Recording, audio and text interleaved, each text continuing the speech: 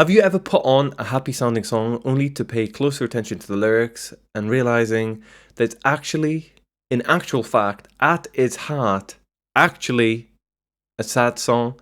You might have seen that popular meme about tunes with upbeat music but sad lyrics. This one, it's popular meme in large part just because there are so many examples of exactly this in music. It's also genuinely quite interesting. Like, why would anyone combine happy music with sad or downright depressing lyrics? Don't the two things directly contradict one another? According to the very many popular YouTube videos talking about this exact topic, yes. For example, there's this video by Mojo about happy songs that are actually depressing. The top 20 happy sounding songs that are actually depressing. And then there's this video by The Take, which kindly informs us that many of our favorite upbeat songs are actually super sad. It turns out that many of our favorite upbeat songs are actually super sad. But you know what? I'm just going to be straightforward here. These videos are crap. They are at best vapid and at worst actively brain-rotting. That might sound a tad extreme, but I really don't like this sort of content that just completely misses the point and honestly feels like it just could have been procedurally generated from just a couple of points. You see, the idea that music in, say, Hey Ya is happy, but the song itself is really or actually sad because the lyrics are, is wrong. After all, why should we think of lyrics as the real meaning behind a song while the music isn't? Why should music come second to words? It obviously shouldn't, and of course, it doesn't. You see, what these videos, and honestly, just a lot of people who talk about this, what they get wrong is A, they see music and lyrics as two completely separate things rather than thinking holistically about a song as both music and lyrics working together. B, they think lyrics are actually what the song is about. So when lyrics and music disagree, the lyrics are right and the music is lying. And C, they also see happiness and sadness, or dark and light, strictly as binary opposites, which in a way, of course, they obviously are, but feelings are much more complicated than that. Joy and sadness can exist simultaneously. A song can be both light and dark at the same time without any contradiction. These ways of thinking, like seeing music and lyrics as happy or sad separately, misses out a lot of important stuff, and thinking that lyrics are the real substance of a song gets it even more wrong. It's silly, it's stupid, and I hate it. So let me now do my usual thing of explaining my point in excruciating detail.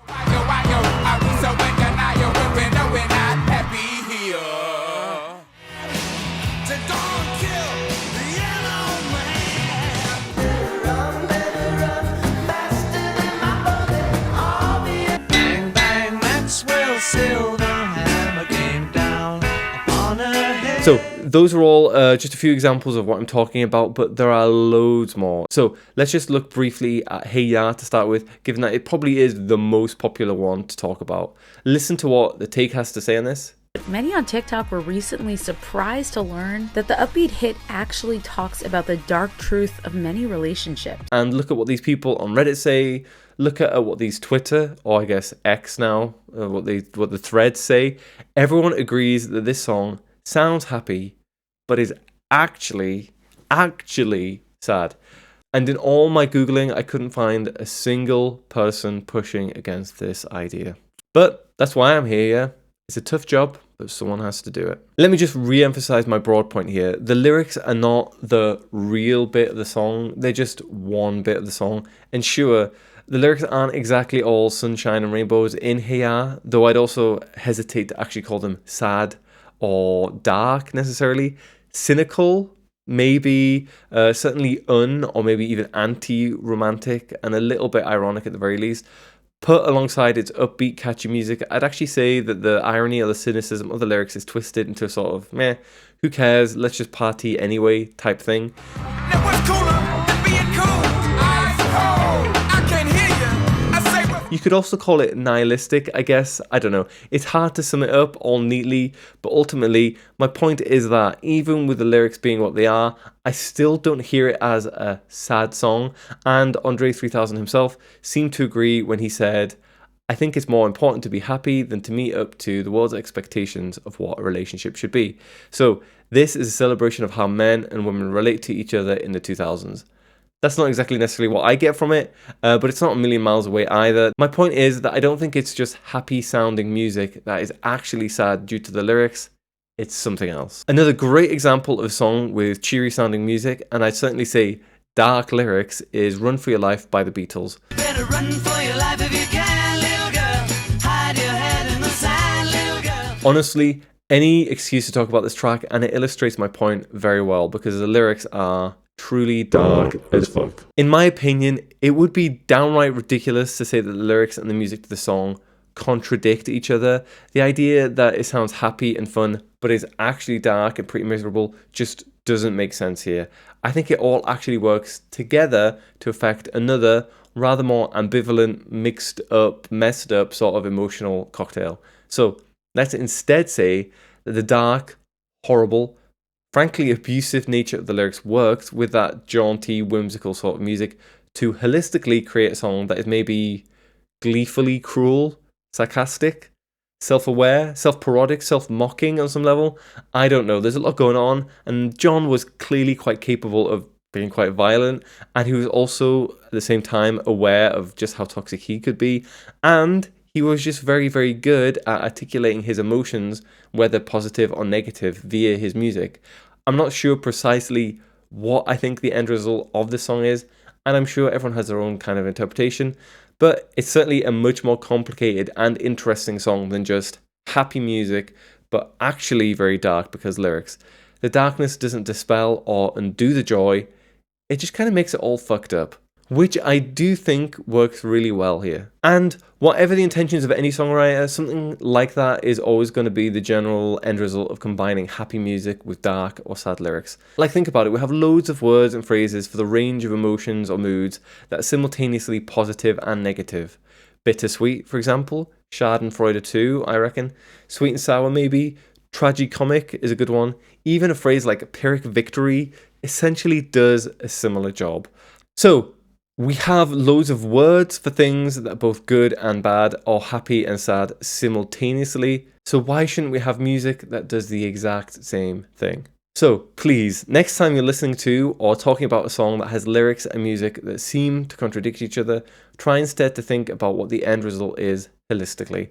I do actually think most people are able to get this quite instinctively, but I think that there's something about the way people discuss things online that makes them massively oversimplify issues or makes everyone just miss the point entirely.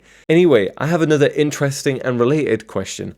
Why does everyone go on about songs with happy music and sad lyrics, but so rarely the other way around? What's wrong with sad sounding music with happy lyrics? Well, it's simply much rarer. Dark or sad sounding music with happy or positive lyrics doesn't seem very popular at all. That could just be down to the fact that major keys are used much more often than minor keys, particularly in popular genres, and pop and rock and rap and all the others are ultimately commercial styles, and consumers do seem to broadly prefer happier music over sad. Anyway, I could only really think of 2 examples that fit this properly.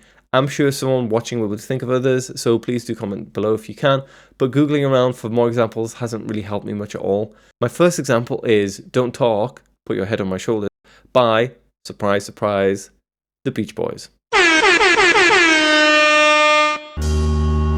can hear so much in your... This Beach Boys song on Pet Sounds is probably best described as dirge-like. It's a real drag, isn't it? It's a beautiful drag and it's a great song, but it's not exactly happy sounding. The lyrics, though, are super sweet. They're really very pleasant.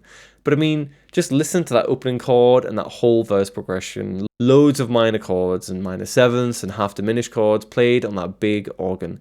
Not the most joyous music in the world. I'm not going to go on and on about this tune. I'll leave you to think about what's happening and how it works. But I will just say that it is, in my mind, one of the best examples of Brian Wilson's downright weird genius. And I think it's an underrated classic compared to most other Pet soundtracks. When people bang on about Pet Sounds being one of the greatest albums ever, they really should mention how weird it all is. I mean, come on, who writes a sweet love song as a psychedelic funeral march? Brian Wilson, that's who. Anyway, I want to spend a bit more time talking about Nina Simone's cover of Feeling Good. And I'm feeling good. This is obviously a phenomenally well-known song and is probably the example par excellence of dark-sounding music combined with actually very happy lyrics. Musically, it's just that classic lament bass or kind of Andalusian cadence thing, used in pretty much the same form that you hear in Hit the Road Jack and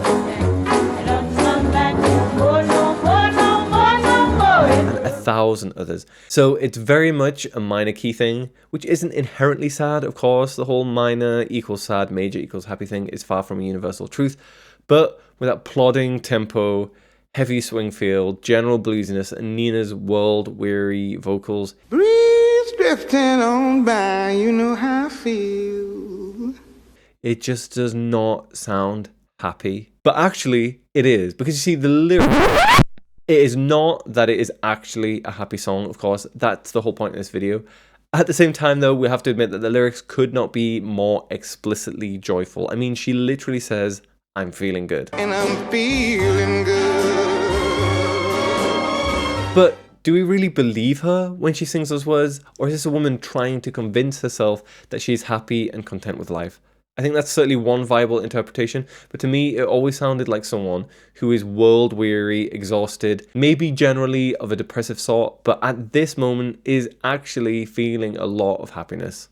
Basically, this song feels like the genuine joy of someone who is more accustomed to a hard life. I think that we get that in the lyrics with the line, sleep in peace when day is done. That's what I mean. Sleep in peace when day is done, that's what I mean. But I also think we get it from the music working with the lyrics. So again, it's not sad music versus happy lyrics. It's sad music with happy lyrics. And it is just also worth pointing out that until that first refrain kicks in, there is actually no reason to hear the song or the lyrics specifically as happy on any level anyway. Birds flying high, you know how I feel. Sun in the sky, you know how I feel. Reeds drifting on by, you know how I feel.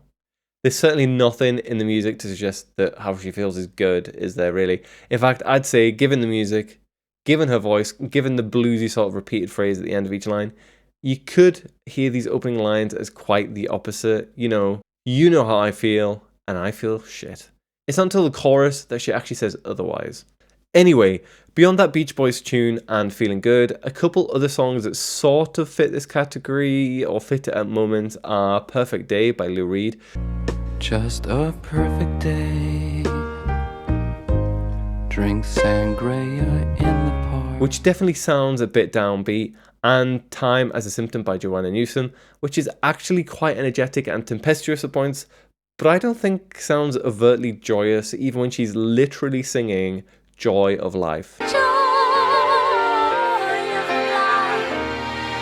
Again though, and to wrap it all up, the point is that to just say the music is sad but the lyrics are happy, or vice versa, with songs like these is a massive oversimplification, if not completely wrong. In all the songs I've talked about and mentioned here, there is of course a real sense of emotional ambivalence, and joy and sadness do exist at the same time, and there is tension there, but that is precisely the point, right? All those complex emotions are in these songs at the same time, and that is actually how these songs work. Thanks for watching. See you around. Subscribe and all that stuff.